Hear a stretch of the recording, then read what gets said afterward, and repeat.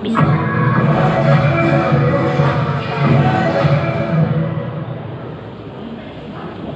Oke, mari sama-sama kita sambut. Sudah siap semuanya? Siap. Siap? Siap. Mari sama-sama kita sambut materi kedua kita. Kak Sally, anak kita Rami. Silakan Kak. Telat.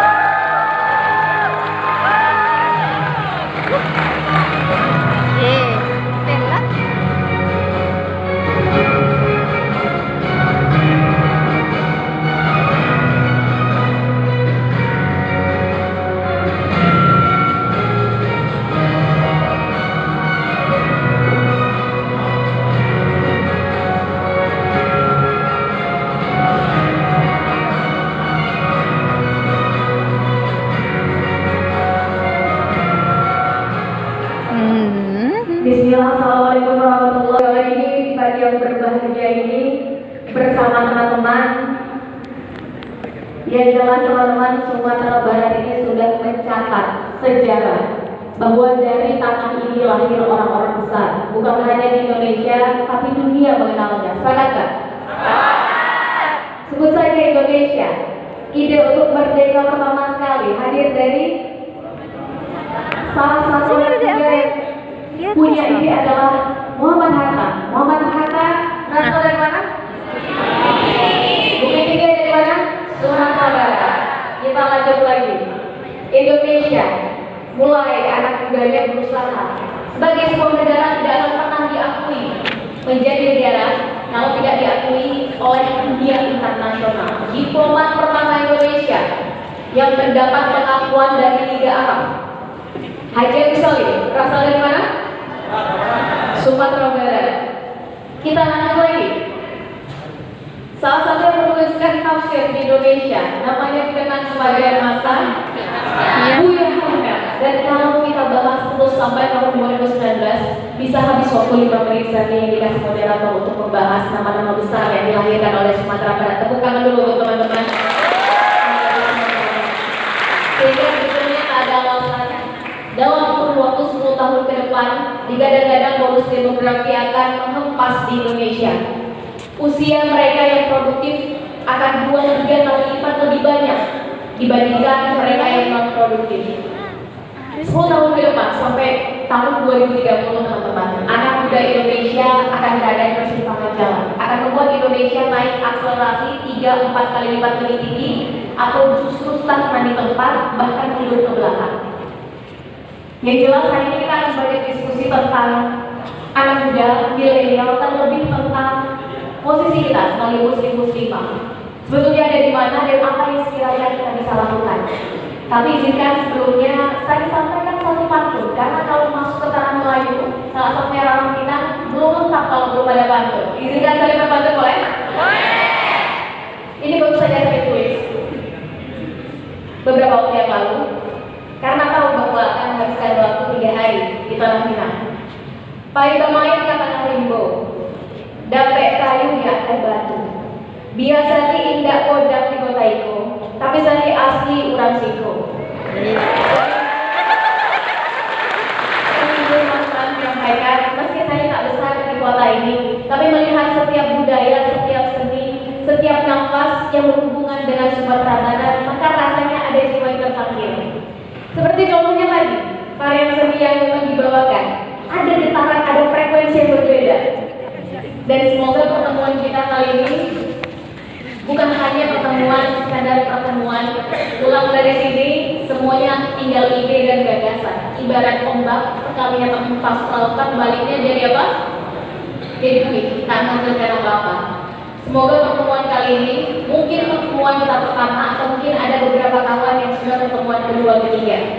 Tapi semoga ini bukan pertemuan terakhir kita untuk membahas selanjutnya apa, kita sama-sama bisa berbuat apa, kita sama-sama bisa memberikan sedikit kontribusi apa untuk Sumatera Barat, lebih jauh lagi untuk Indonesia, bangsa, negara, dan agama.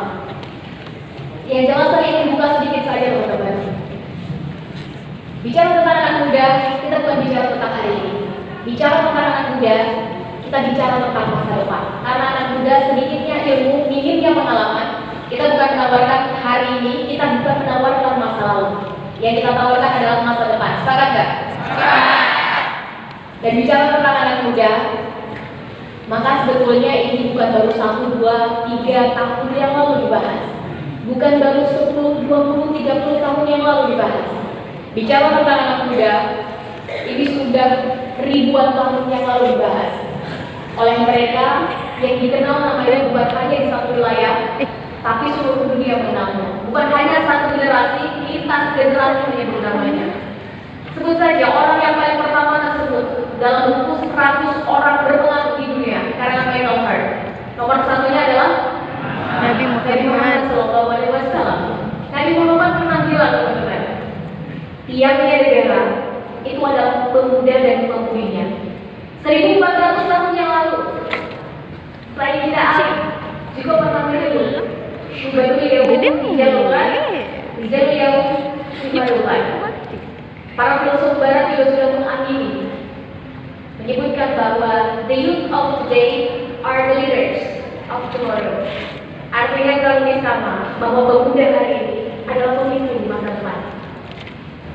Jangan mau kita balikan kalimat yang dalam dan indah ini menjadi pemuda hari ini adalah pecundang di masa depan. Kenapa pecundang? Karena kita tak melakukan persiapan apa-apa. Kita tidak berentakkan ke depan cita-citanya apa, tujuannya apa, visinya apa. Ke depan ingin melihat kondisi situasi sosial lingkungan kita seperti apa. Malcolm X, seorang aktivis kemanusiaan Amerika Serikat berkulit hitam, dikucilkan teman-teman sampai akhirnya dia memeluk agama Islam. Yang dia perjuangkan selama ini adalah kesamaan derajat antara kulit hitam dan kulit putih. Ada yang ingat? Sampai menjadi undang-undang di Amerika. Sudah terlalu banyak peneliti sosial menyebutkan kalau ada presiden pertama Amerika Serikat berkulit hitam sebelum Obama, maka yang paling pantas adalah Malcolm X. Malcolm X pernah mengatakan, "The future belongs to those who prepare for it today." Masa depan adalah milik mereka yang mau mempersiapkannya hari ini. Bicara tentang masa depan, bicara tentang persiapan. Saya mengamini apa yang dikatakan oleh Coach Ahmad. Kita sedang tidak membahas warna kulit. Kita sedang tidak membahas laki-laki atau perempuan. Kita tidak sedang membahas kita lahir besar berproses di mana. Kita pun sedang tidak membahas bagaimana kondisi sosial ekonomi keluarga kita.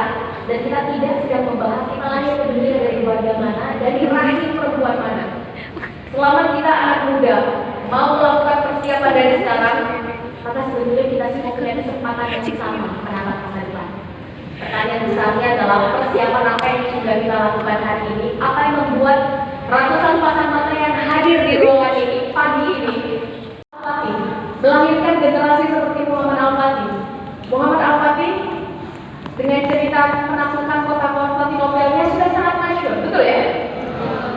Kapal yang biasanya dari mana? Laut. Di laut, di atas permukaan air, naik ke dataran. Datarnya begini.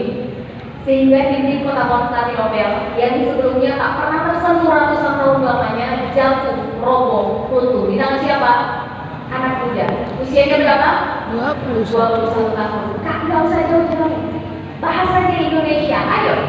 Bagaimana Bos Dr. Aminuddin melahirkan generasi seperti Soekarno, Hatta, Muhammad Nasir, Agus Salim dan lain-lain? Kita naik sedikit. Bagaimana di Turki?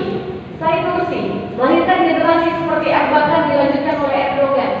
Yang mau tidak mau, suka tidak suka, ada perubahan luar biasa saat Erdogan memimpin. Sebut saja yang paling kecil, perempuan yang sebelumnya tak boleh pakai hijab saat pergi ke tempatnya bekerja, saat datang ke institusi pendidikan, sekarang sudah boleh. Yang paling kecil selalu ada cara di atas rata-rata untuk mendapatkan hasil di atas rata-rata. Pertanyaan besarnya adalah apa yang membuat teman-teman hari ini duduk di sini berbeda dengan teman-teman 3-4 tahun yang lalu saat mungkin masih menggunakan rok abu-abu. Apa yang membuat teman-teman hari ini berbeda dengan teman-teman 5 tahun ke depan yang sudah pasti semoga sudah dipindah tongganya keluar dari universitas, status mahasiswanya sudah selesai.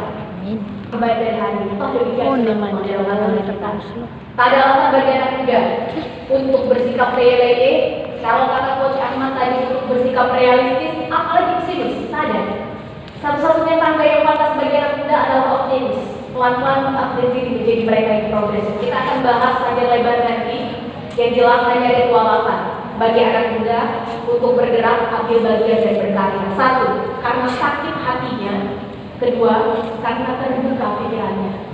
Dari manapun kita alasannya tak ada masalah, tapi pastikan dalam mengejar visi, dalam mengejar cita, dalam mengejar tujuan, kita menggunakan alasan kedua karena terbuka pikirannya. Sehingga tak ada lagi alasan sakit hati, dendam, menggunakan visi dalam bergerak.